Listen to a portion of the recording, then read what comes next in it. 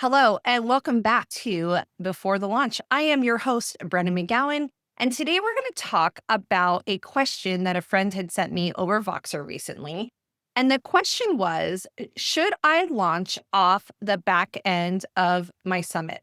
Now, even if you don't have a summit, this is going to be really important for you to hear whether you have a different type of event, whether you do bundles, you've had a large list build.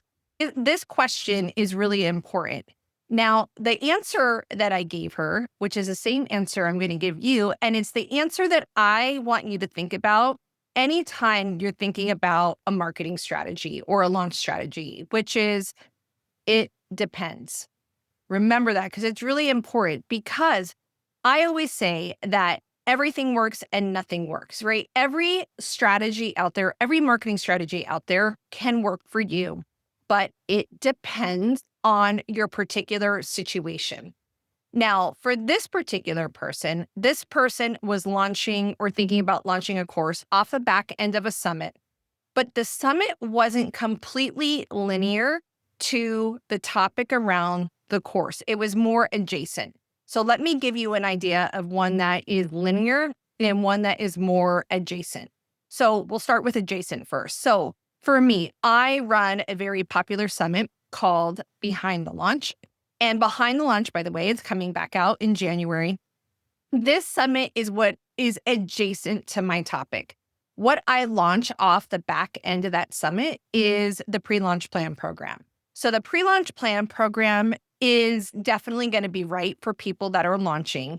And the whole summit is created around people that are launching. But the topics aren't exactly the same, right? They are slightly adjacent. Now, a linear summit, if I remember correctly, my friend Krista Miller, she runs Summit in a Box. I'm almost positive, forgive me if I'm wrong, Krista, but Krista actually has a summit that is about creating a summit, right? Her topic is very meta.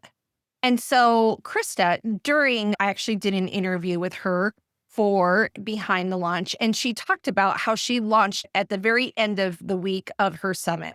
And for her, it made sense because she had a very linear topic. Obviously, if someone is showing up to Krista's summit, they are going to want to create a summit, and therefore Summit in a Box makes sense. Now, for me, with the pre-launch plan program, someone that comes to the summit, the topic is around launching, but my people aren't necessarily completely bought in that they need to create a pre-launch, that they should spend 6 weeks before their launch creating a pre-launch. So there are some knowledge gaps. There's going to be some objections, some myths that they have in their mind from the time that they listen to the summit to the time that they actually see the offer. Now, I know what you're probably thinking is, well, Brenna, why didn't you do a summit that is on pre-launch? Well, I started Behind the Launch, 2022, so 3 years ago. And at that point in time, especially, yes, people kind of knew what a pre-launch was, but I spent the last 3 years bringing a ton of awareness around to this topic. I was not convinced and still am not convinced that I would have a ton of people show up for Behind the Launch. If it was completely based on pre-launch.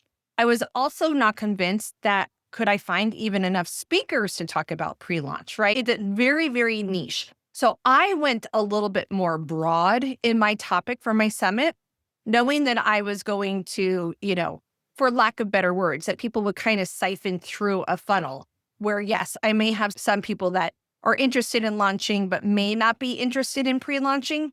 But my goal is, and what I've done is that I always do a 4 to 6 week pre-launch from the time Behind the Launch runs. Now, I look at Behind the Launch a little bit differently too, which is I look at Behind the Launch as a list building event.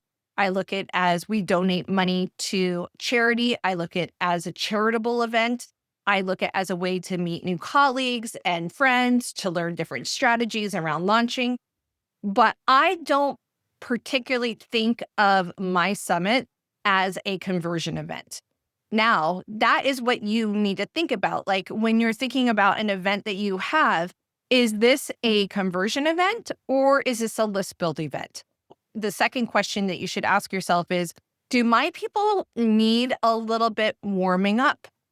So pricing, thinking about what the price is, the pre-launch plan program is between $3,500 and $5,000. So people aren't necessarily going to drop, they could, but that the chances now price isn't everything, right? So when you think about pricing, sometimes pricing is very subjective.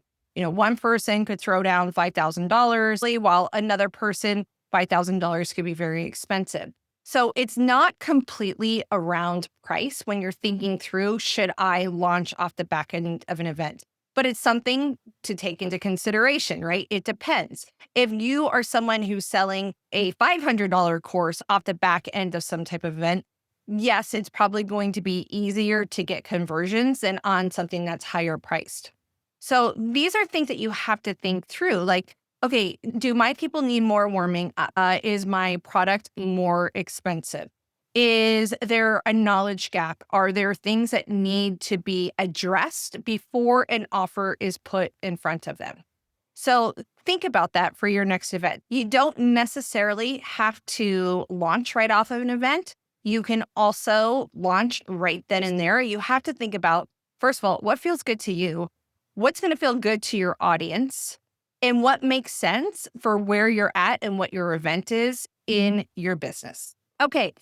Thank you so much for joining me for this episode, and we will see you on the next one.